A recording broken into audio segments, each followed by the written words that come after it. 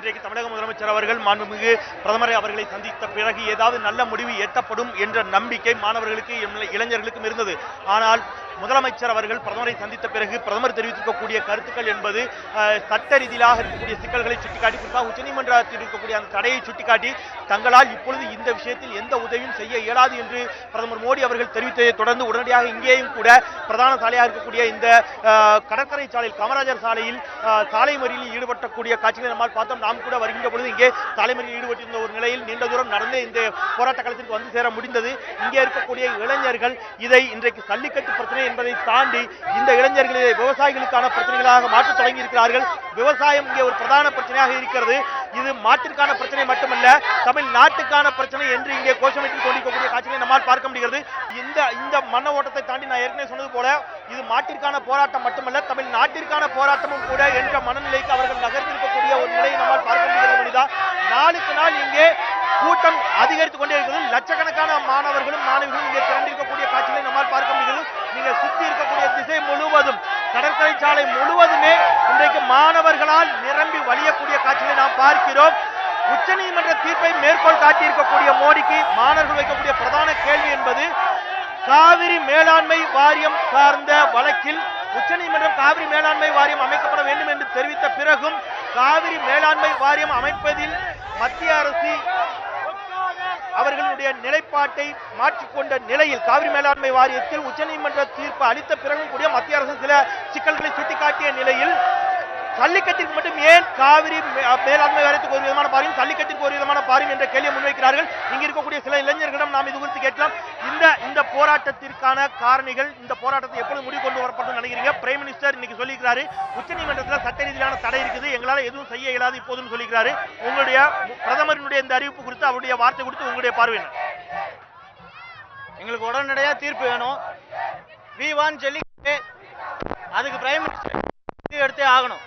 இதுதான் எங்களோட கோரிக்கை. இங்க இருக்கக்கூடியவர்கள் எல்லோருமே இதே மனநிலமா இருக்கிறாங்க. இவர்கள் இந்த பிரதமருடைய அறிவிப்பு அப்படிங்கிறது இவர்களுக்கு ஒரு பெரிய அவநம்பிக்கையும் பின்னடைவையும் ஏற்படுத்தியிருக்கிறது நம்மால் பார்க்க முடிகிறது. இங்கே முழக்கத்தில் ஈடுபட்டுக் கொண்டிருக்கக்கூடிய இன்னொரு சகோதரியும் கூட இருக்கிறார். அவரிடமும் கேட்கலாம். இன்றைக்கு பிரதமர் ஒரு நல்ல அறிவிப்பை கொடுப்பார் என்று நம்பப்பட்ட நிலையில் பிரதமருடைய அறிவிப்பு என்பது சட்ட ரீதியிலான சிக்கலை மேற்கோள் காட்டி தங்களால் இப்பொழுது எதுவும் செய்ய இயலாது உச்சநீதிமன்ற தீர்ப்பை மேற்கோள் காட்டியிருக்கிறார். உங்களுடைய பார்வை என்ன? காவிரி மேலாண்மை வாரியம் அமைக்க சொல்லி உச்சநீதிமன்றம் தீர்ப்பு வழங்கினப்போ இதே பிரதமர் வந்து அமைதி காத்துட்டு தானே இருந்தாரு. அப்படி இருக்கிறப்போ ஜல்லிக்கட்டு மீதான தடையை மட்டும் நீக்க முடியாது.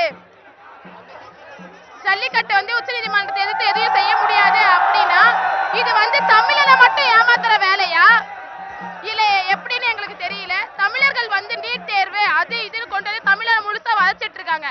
அப்போ 3 சட்டத்தை இரவோட இரவா மக்களுக்கு பணம் கிடைக்காம ஏடிஎம் வாசல்ல வந்து நிக்கிற அளவுக்கு மூணு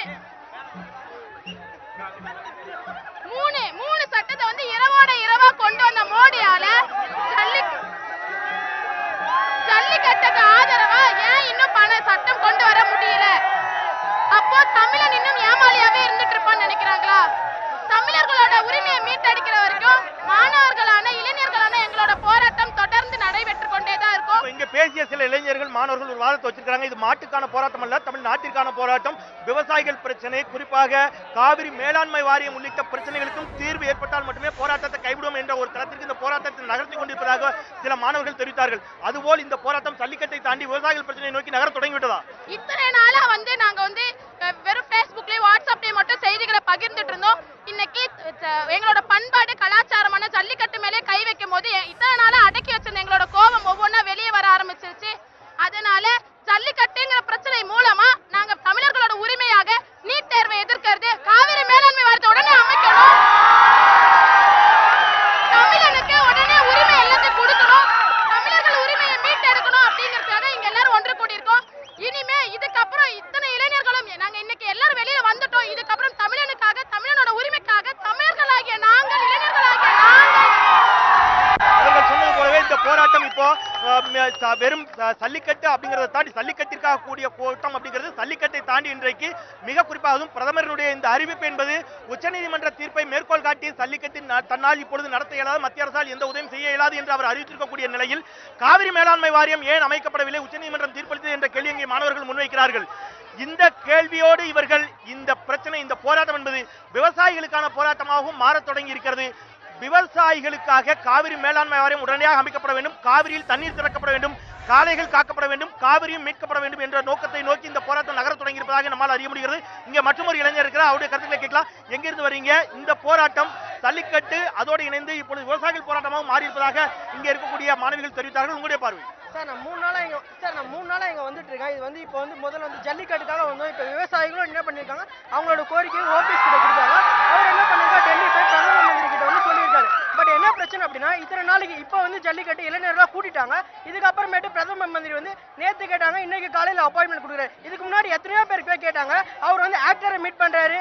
இதுக்கு கொஞ்சம் ஜல்லிக்கட்டு பிரச்சனை நடக்கும்போது அந்த கலாச்சாரத்தை பற்றி பிரச்சனை நடந்து அங்கே போய் அவர் மீட் பண்ணி இந்த மாதிரி அவர் வந்து ரகசியன்ற மீட்டிங்ல போய் கலாச்சாரத்தை பத்தி பேசுறாரு. பட் இவங்க இவ்வளவு பெரிய ப்ரொடெக்ஷன் நடந்திருக்கு, அவர் எதுவுமே கண்டுக்கல.